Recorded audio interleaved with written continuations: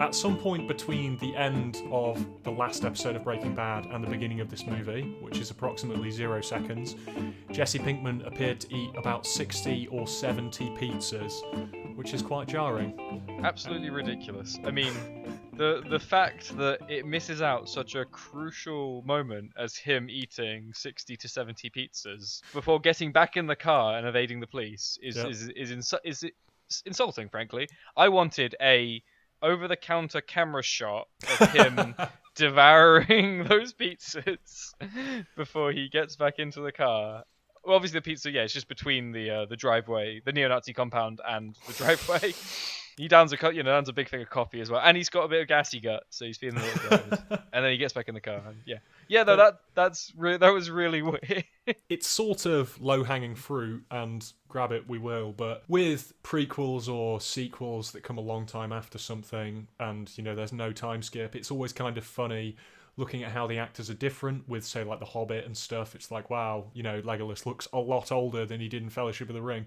But this one was kind of specific to me in that it was just funny that everyone had put on like a considerable amount of weight. Like Todd, you mentioned Todd before. Everyone was really fat. Surely, he was soft before as well, and so he's only gotten softer. Our Todd. Riddle me this, mate. Like this is a Breaking Bad movie made for Netflix. They were reprising their roles from 6 years ago. It wasn't that long. Surely there was some kind of contractual obligation to lose some fucking weight. I reckon what happened is because this was shot like really stealthily, and because it was shot in such a quick period of time, I don't think anyone had the time to lose weight. Jesus! I think because from what I can tell, having looked into like the production of this, I think it was quite thrown together, not in like a bad way, but I think they were like, people have got time, let's do this. Like there's only going to be so long before they find out, and so I think maybe they rushed people in. If 6 years ago you started Breaking Bad, you've probably been living pretty well since then. Oh, of course, yeah. And so I think poor Todd and Aaron Paul were really suffering. So I guess to begin with, would you recommend this film if you have a Netflix account? If Absolutely. You do have a Netflix account. right off the bat, it's a cool 2 hours, mate. It's a decent 2 hours. We've all seen. I mean, if you are a human being and you're alive and you have access to the internet, you've seen Breaking Bad, or you've even seen enough of Breaking Bad. It's a shame because I think Breaking Bad was an amazing thing for so many people. Cranston isn't a major part of this movie, but he hasn't really had a role like that since then. But also maybe it's not so bad because it was an excellent, it was a high watermark of a role. But Vince Gilligan is such a good and tense writer that while, Better Call Saul is really, really much more interesting than it has any right to be, I've really been upset that he hasn't been able to come into his own in kind of just the general TV and film business. So yeah, this is his first film, yeah. Which I was really surprised at. I was like, surely after Breaking Bad, because people will throw fucking films at anyone. Why the fuck is this? I mean, unless he's very selective. No, it really is a shame. He's got like a weird particular talent that I can't even put my finger on. But at the very least, the positive part is getting all of those Gilligan chills and thrills. I feel so lame saying this, but it was so good. It was classic Gilligan in the same way that Breaking Bad was, and it was a lot of fun. Yeah. No, I agree. I would heartily recommend this. It is strange in a way that I think only this new, with a NU exclamation mark, new wave of streaming money can provide.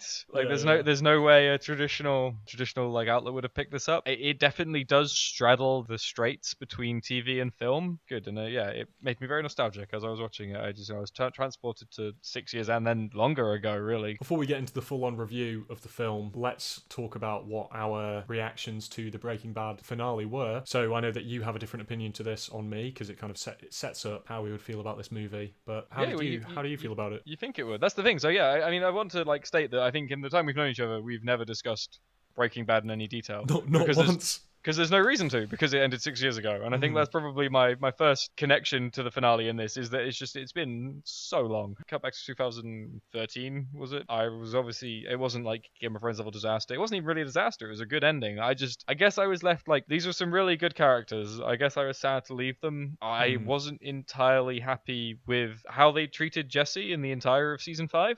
Okay. And I guess I thought, maybe having him drive off into the sunset, or not into the sunset, into the fucking darkness screaming like a maniac, wasn't as good a send-off as he deserved, especially given how little he'd done previously. That's interesting. But equally, and I guess what I felt like is his arc and everything had been sort of sacrificed at the altar of Walter White, and again that is entirely understandable. Because I was just like ever so slightly discontent. I was just like, oh, I'd watch more, which is fair, which is That's the key good. thing. You told me that you thought that you could do with a bit more, which was a contrast with my experience, because while there are legitimate criticisms of the last few episodes of Breaking Bad, I mean specifically, the final standoff with the neo-Nazis, like all of this stuff I can accept, but because Breaking Bad was so good, what I took away from the finale was that the contents might not have been perfect, but the shape of it was right, in that Walt lost. He went through all of that and lost. His family ended up hating him instead of respecting him, or wishing that he hadn't gone down the path that he had. He got Hank killed. Like, he lost. I know that the details may not have been perfect, but the Breaking Bad needed to end with Walt losing. Oh, see, I think we've taken away two very different things. I think because Walt gets the money to his family, right? Yes. And Walt saves Jesse and like wraps up most of his grudges. Okay. That's really interesting because I agree that he didn't get everything he wanted, but I thought considering how like miserable his life is, he ends on a real high, and that's why I said sacrificed, because I feel like Jesse's liberation is sort of like Walt's redemption. No, okay, we can go into this more. For me, Walter was an egotist in the same way that we all are. I mean, he was a maniac, but when he said that it was my money and it comes from me, that was a major plot point in Breaking Bad. In the end, he couldn't get his money to his family coming from him. It had to come from grey matter. It had to come from, his ex-business partner and his ex-girlfriend through proxy. So he didn't get that from it. He got some money to them, but they also had to live endlessly under the thumb of the authorities for being found out as, being the family to, and in some cases, like with Skylar, the knowing family to a drug lord. It just all... Parts of it started to fall apart, and he detrimented the life of his family. I think that's fair. Yeah. And so that, and as well, when you say that his redemption was part of the liberation of Jesse, Jesse's imprisonment and enslavement was because of Walt. He hasn't righted anything at all. Jesse was just a victim of Walt's manipulation and his lies and his greed, and he was just a casualty. He was a casualty of Walt's failed project. I loved the ending of Breaking Bad, specifically the last shot of Jesse when he's driving and laughing and screaming, because the meaning I've just discussed seemed manifest. And also, and now this really is subjective, but I felt like I knew beyond a shadow of a doubt that this was, however bad it had been before and however much damage he would carry through with him to the future, that was it. He was driving away into the night, but he really was driving away into the night. I didn't consider there to be any kind of possibility that Jesse was going to get picked up down the road or run into any more complications. So it felt to me like an ending that didn't need anything more. I actually felt like it rounded it off pretty well. I think we've got to the core of why our opinions diverge, though, is because you interpreted it as the sort of like the just desserts, and I think mine was the opposite almost. So El Camino, it picks up immediately, put on some weight, which is fine. We all do over 6 years or 2 seconds. Plot engaging, like you said, it's a problem plot, isn't it? It's fun. There's a bunch of different tasks he needs to accomplish, and it's always evolving, and it's evolving in that sort of like Vince Gilligan way where it feels very naturalistic most of the time. Not always, especially in this, but most of the time. Aaron Paul gets to flex those acting chops again. What I really liked? I mean, the movie. This isn't a spoiler. But the movie opens, maybe not exactly opens, forgive me, but it basically opens on a flashback to a scene we never saw. Mike and him, yeah?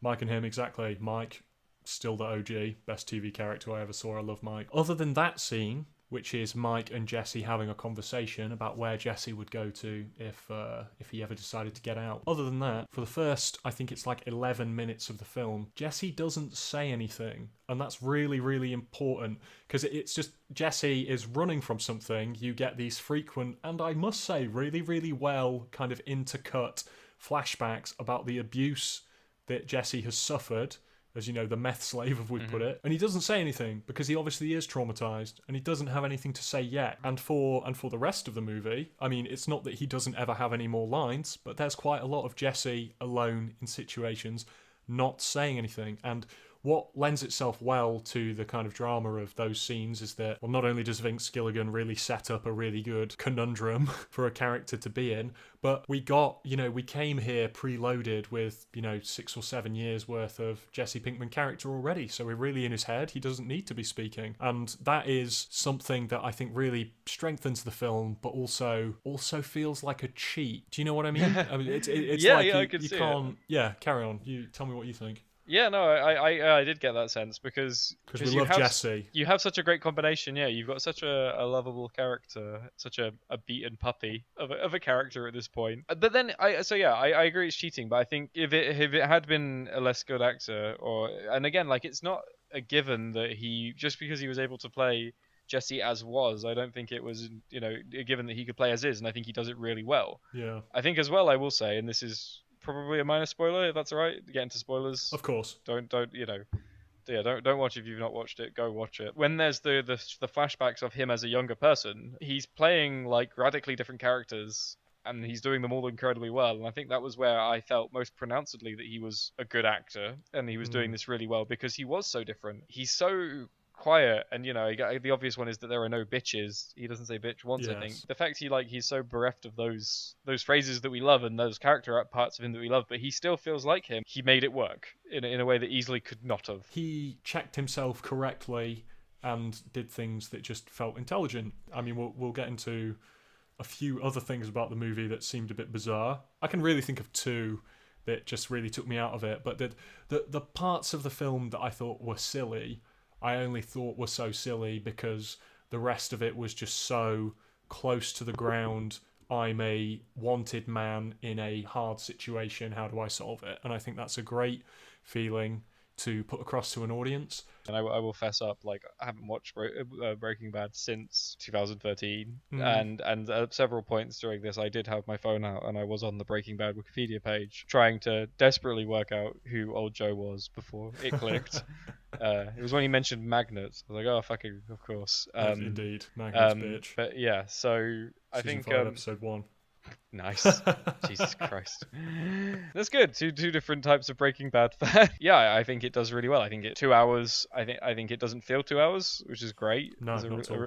And again, it keeps you constantly engaged because there is such a simple problem. Like, this man needs to get out of Albuquerque. It can be that simple sometimes. I'm going to say one final positive about the film before we get into the negatives. I'll just say that this movie got across, essentially, it told me something about Jesse, which, to be fair to Vince, I didn't know from the ending of the TV show. And it taught me something about his character, which was that at this point, he had grace in that the movie kind of fooled me at some points into thinking that Jesse either wanted revenge or wasn't enacting revenge because he didn't have the tools to hand. But at the end, it really became clear that all Jesse wanted to do now, he had seen so much, he just wanted to leave.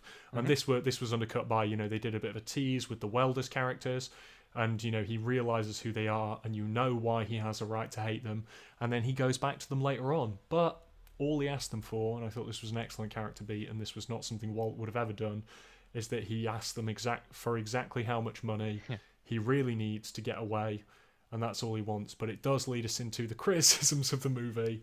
Quite nicely as well, I think. So yeah, take it away, because I think we haven't talked about this, but I think we've got the same criticism. No, we do. So in this scene, this excellent scene, which I really toggled between thinking, wow, I'm really learning something nuanced about Jesse. If I may, like, those two characters, like Neil and Casey, I really rate. Like, they were great, weren't they? The epitome of, because in the first scene they're introduced where they're pretending to be police officers. Excellent scene, man. Yeah, and that's what I mean. And like they flit so perfectly, like especially Casey. There's something about that guy's face and that guy's performance between like sort of like low key rooting for to just utterly despicable. Yeah, and yeah. like I think because he's immediately you're introduced to him and he's on the back foot immediately because Jesse has taken him hostage.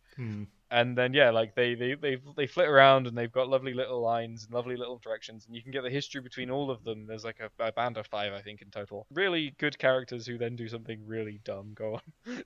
But there you go. That was a great setup. It's just that in the scene where Jesse demands a very, very slight amount of money off them, which they can afford to give, that was already a great scene because I'd learned something about Jesse. The drama was already there. One of them was, well, he was telling the other one to shut up. It could have gone so many ways, but instead, and I guess the best contributing factor I could give to the writers and subsequently the characters in the scene was that they'd been doing coke. But instead, he insisted that him and Jesse have a Wild West standoff and draw competition, which was just fucking ridiculous. Like, it was, it ended with a classic, he had another gun in his pocket, which I'm not saying that wasn't cool, but it just, everyone in this movie where people were acting like human beings, and even these minor characters had become very well drawn, it descended into lunacy. Yep. For a short period of time. He became Yosemite Sam in the last moment.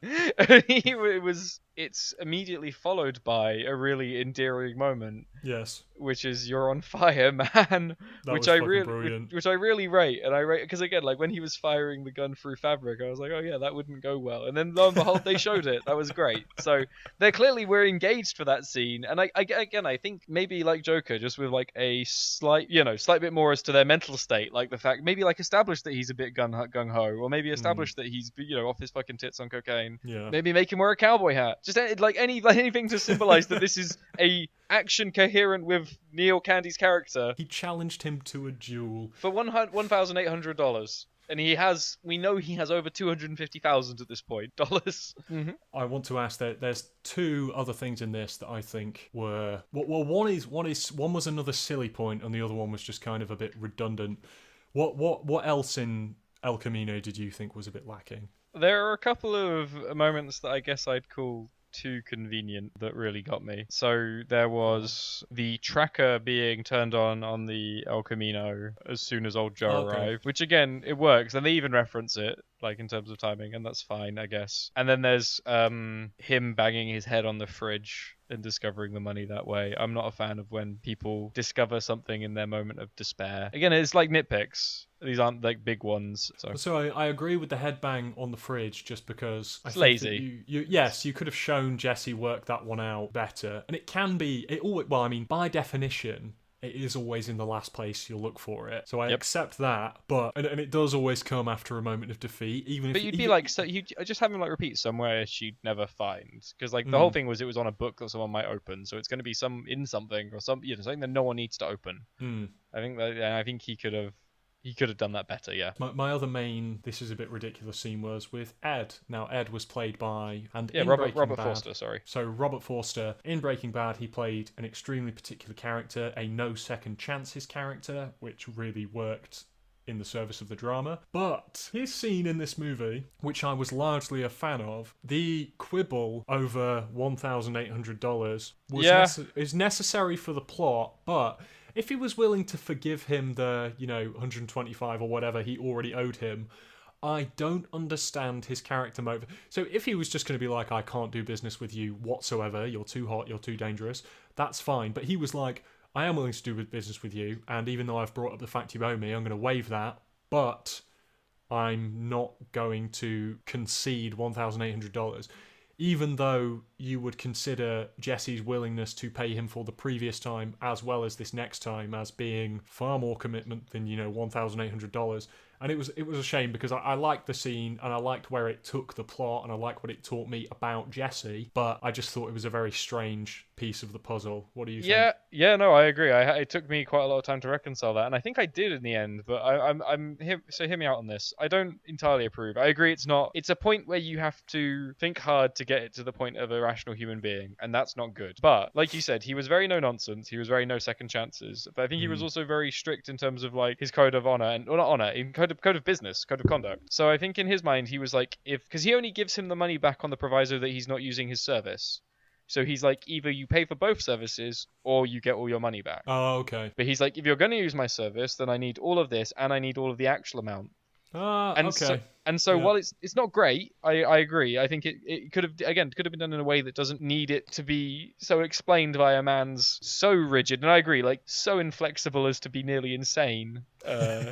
Because yeah, when you're talking in that amount of money, and I get that's part of the idea is that like he has so much money and he just needs 1,800. And I guess if any character was going to deliver that with a straight face, like Robert Foster as Edgar Braith was probably going to be the one to do it. Yeah, again, like any bad thing, it sort of like rubs slightly the wrong way. I still really like the scene. I really like the wrong footing that happened to Jesse. And I still really liked Ed Galbraith because he is a really good character. But there's only... Yeah. He died as well. Did you see? Robert Foster died yesterday. It's very sad. Rest in peace. Rest in fucking peace, man. Yeah. I did not know that. He was a great actor. Really was. I made me want to watch Jackie Brown again. I was very, very happy. I'm very happy whenever I watch him. This film got like 30 minutes to the end, I think, maybe a bit less than that, and Walter White hadn't appeared. And I was like, Walter White hadn't appeared. I was really happy with that actually. I was like, oh, that's. Yeah. And then there's that flashback, and he walks out of the hotel room, and I was almost like, oh fucking Christ. But in the end, it turned out to be a fine scene. It did, again, much like some of this film, it didn't really need to happen, but it did feel really nice to watch them talk. It felt very unreal. I think at this point, I think you'll agree, they are like two iconic characters of television. Yeah, they've been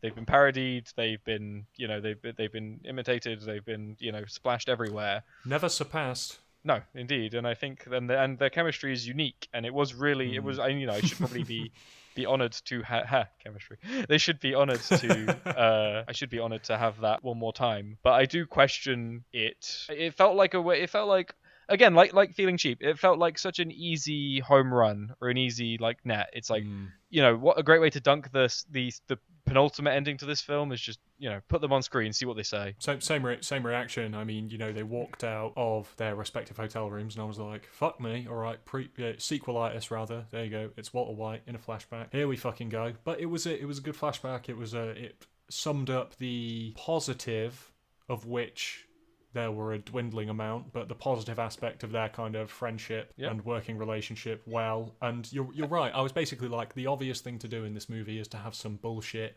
wanky Walter White flashback, but they had one, and it wasn't that indulgent, and it was actually fairly decent. So congrats. It was nice, and I think as well it showed in the same way that that flashback and others showed Aaron Paul's descent and his like hardship. I think it really, because this entire film is the fallout, in the same way that like season 5 is the fallout of Walter White's decisions.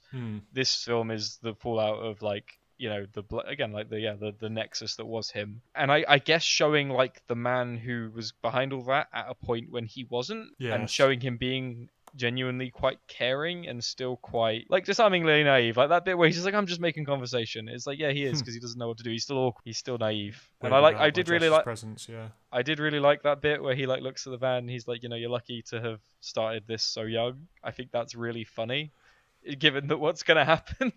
That was a good moment, because that was a good, and maybe in the wrong place, because it was in a movie about Jesse, but it was a great Walt moment in that Walt was just like, God, I wish that I'd have been bawling as a kid rather than a 50-year-old man almost. He's just like man, this is he's like, this is what life could have been. The ending is really not great.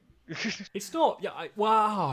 It's so many feelings, because it wasn't that it wasn't. Well, no. What the fuck am I saying? I was about to say it wasn't that it wasn't great, but it's just that it ends with Jesse getting away, and even though me and you and he gets away with his new identity, and even though me and you had different reactions to the end of Breaking Bad, that was already what I assumed had happened. I knew that he would get away, even though I know that he didn't have any cash or anything. I knew that he would get some. I knew that something would happen.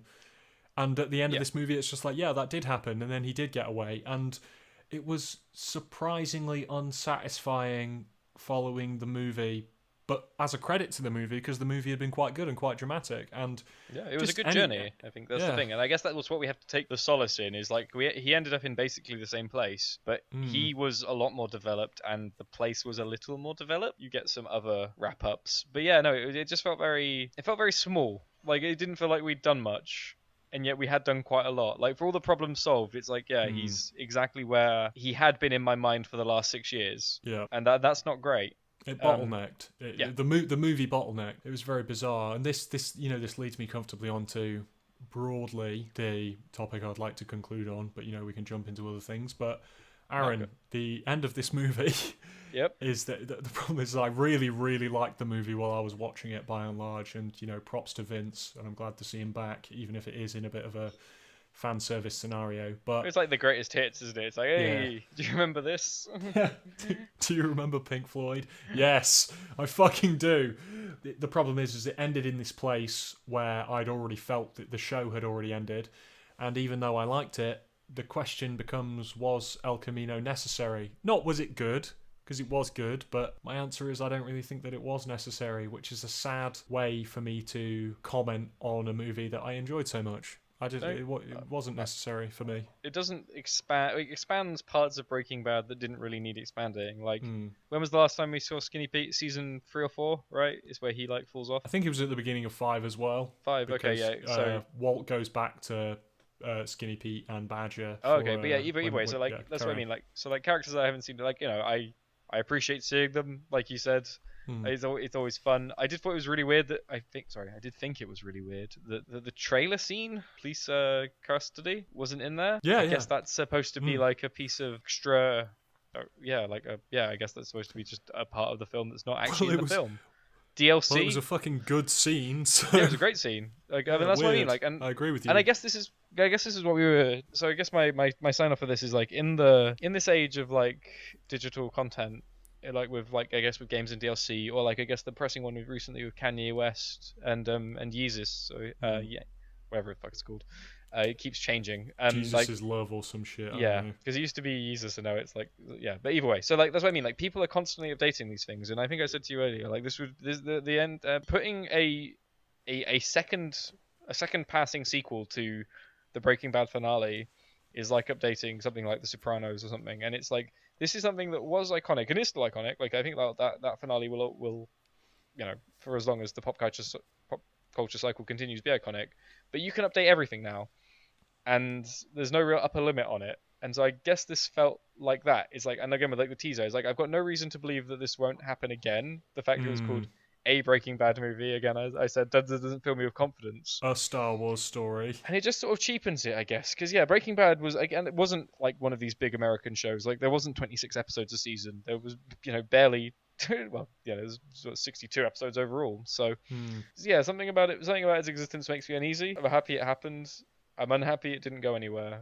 And I don't know what this means. I can sum up this experience in one way. I've tried to think of a concise sentence and I haven't come up with one, so this is lame and I hope you can forgive me for it, but the best thing I can say about El Camino, a Breaking Bad story, is that it's like I walked into the pop culture restaurant, as you know I often do, and I never, ever, ever, ever would have asked for 3 or 4 more episodes of Breaking Bad, please. Never would have asked for it. Didn't need it and didn't want it. It's not like more Star Wars movies or something where there's kind of a need there or a desire there. I wouldn't have asked for this, but it got put in front of me and I did consume it and I did really like it, but I didn't want it and I still don't want it again. If you watch, here's a good question. So we have this with Battlestar. There are movies with Battlestar that you can or cannot watch.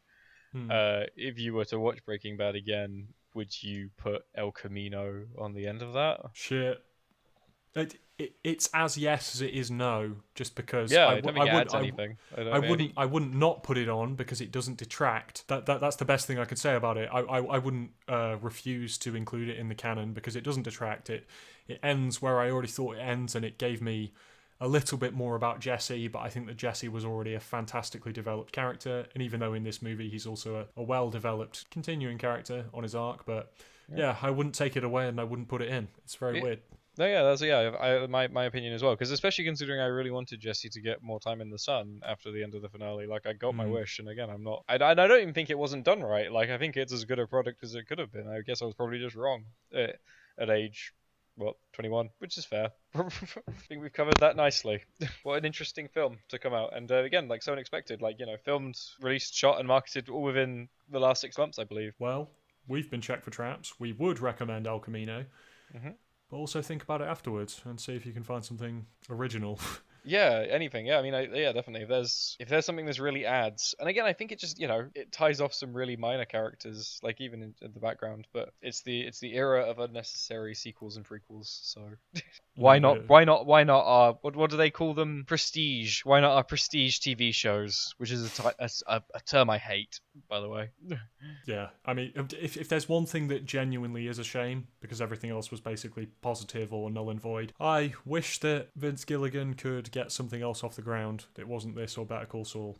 That is, yeah, I think that's what this was meant to be, wasn't it? It was like Vince Gilligan and Aaron Paul going, look, you clearly didn't get the message after Breaking Bad. We're actually really good at this. We're bitching. Yeah. Please and hire we can us. do movies. Yeah, you're right. Yeah. Fantastic. Well, we've been Check for Traps. Thank you very much for listening. Like and subscribe, and we'll be back soon.